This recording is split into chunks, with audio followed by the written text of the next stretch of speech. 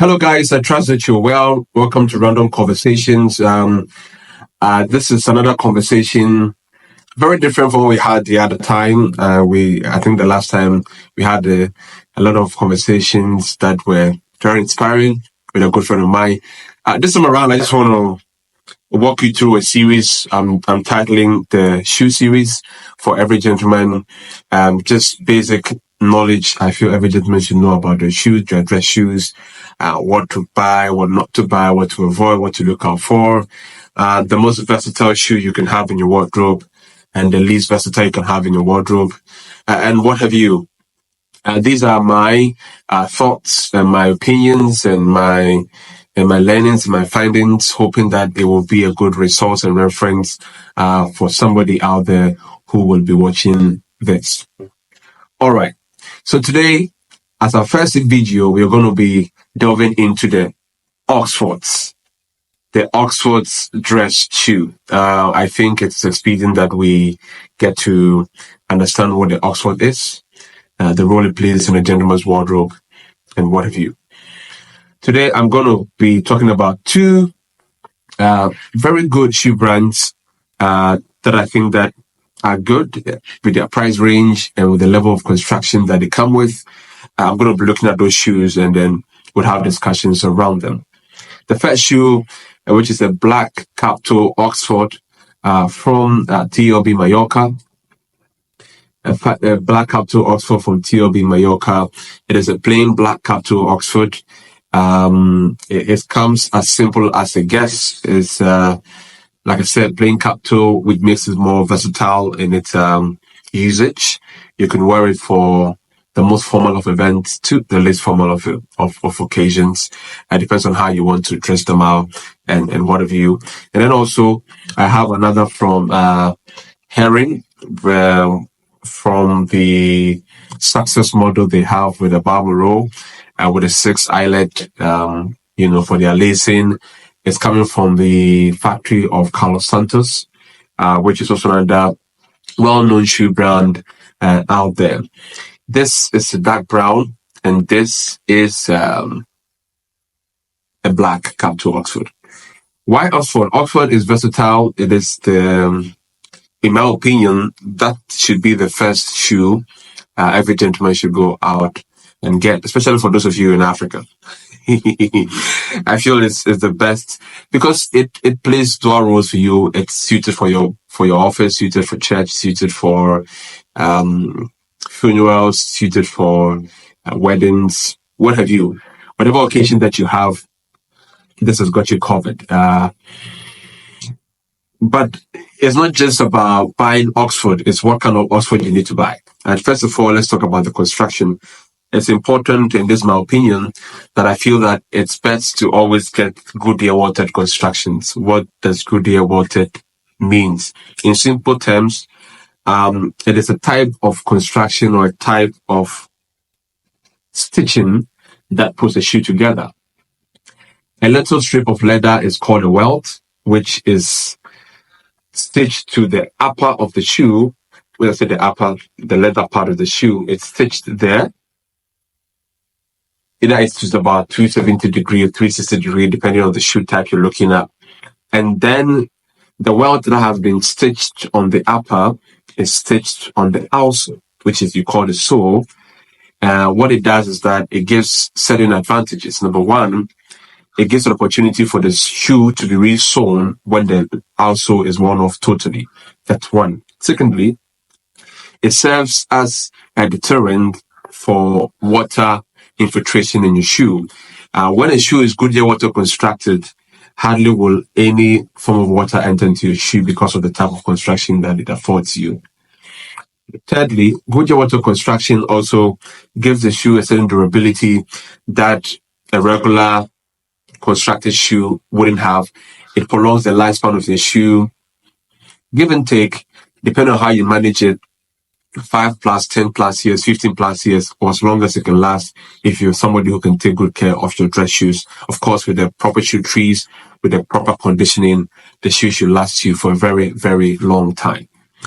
TLB Mallorca, this is an Artista model for them. It's a soft chisel, last soft chisel last is like, if you look at it carefully, you realize that the toe, it appears to be a little bit soft to be squared, but it's not totally round like you would have it in this model from Harry.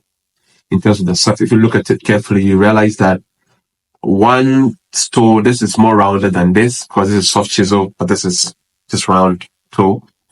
I know people who like round toe outsoles in shoes. I'm very biased to the chisel because I feel it has a lot of finesse to it, and fineness to it that I cannot define. But I feel as though it's good looking on my feet overall, than a round cap toe Oxford. Nonetheless, this is a Goodyear water construction. It comes with a closed channel stitch on the outsole. It comes with a 1/4 of a rubber heel. It comes with a full leather heel stack. The outsole is made of a vegetable tannery sole. It's a closed channel stitch because you cannot see the stitching beneath the shoe. Like you see in other shoes, you can see the stitches beneath the shoe. That is an open channel stitch. This is a closed channel stitch.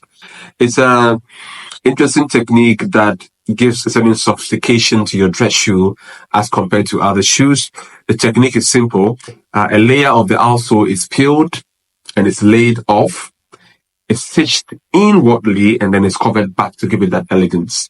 The same applies to this as well. If you look at it carefully, you can see the stitches beneath it because, yes, it is a closed channel stitch. I personally prefer closed channel stitch shoes because I feel it adds some class and elegance to your shoe. The uppers is made of a box calf, very clean as it comes, very quality as well. It takes shines okay, but it's difficult to get a high shine on the first start with a TLB. I'm not too sure why, but it comes with a classic 5 eyelet. The difference between an Oxford and a Derby is because Oxford has the perforations or the lacing punched directly on the upper of the shoe, as compared to a Derby that will have an additional layer or leather attached to the shoe, but this is punched directly on the uppers of the shoe. Okay, and it's a closed lacing system. It's not an open lacing system as compared to the Derby. So we've looked at the uppers of the shoe. We've looked at the sole construction, which is a closed channel stitch. Just let me mention to you, it has a little bevel on the waist. As you can see, there's a little hump here on the waist, the waist of the sole. Yes, and then it has also a little, beveling on the waist. Sorry, so it has a little beveling on the sole of the shoe, and then a little beveling on the waist of the shoe. Okay, on the waist of the shoe, so the heel, the waist, the toe, and the sole. Okay, so it has a little bevel, like I said, on the sole of the shoe, and then on the waist of the shoe as well. You can look at it, you can tell there's a little beveling on the sole of the on the waist of the shoe, and on the sole as well. And it is a very, very, very good inner lining. You can see that it's full leather. You can see it's not nothing synthetic, full leather, all natural. What it does is that it molds to the shape of your foot over time, and the shoe eventually becomes your shoe because then the leather is going to adapt to the shape of your foot. It becomes more comfortable, especially after you've broken into the shoe after a number of wears. So here you are. And it comes with the Laster shoe tree. Laster shoe tree, it has the same shape as the shoe constructed, and that is something that you should take notice of as well. So plain cap toe is your to-go shoe for a versatile wardrobe for every gentleman, especially those of us here. You can get a black, which I recommend a black cap toe as your first shoe to get, or if the black is not your color, you can always go for a dark brown like this as your first pair of shoe to own. It's versatile. maybe you can get a burgundy as well, which I think is also very versatile in your wardrobe. So guys, this is a little talk you through to the first dress shoe I recommend for every young man, every gentleman who wants to start dressing well and getting the right shoes for their wardrobe. Number one is to get a cap toe, plain cap toe Oxford. Number two, make sure you get a Goodyear watered constructed shoe. If it's not Goodyear watered, please just avoid them.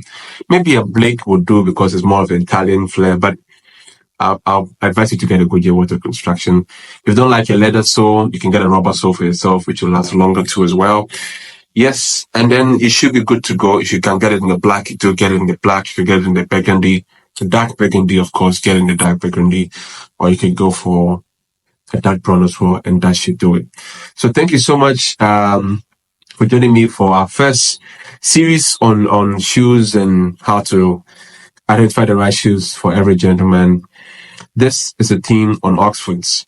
Catch you next time with a different type of dress shoe you need to have as a gentleman. See you later.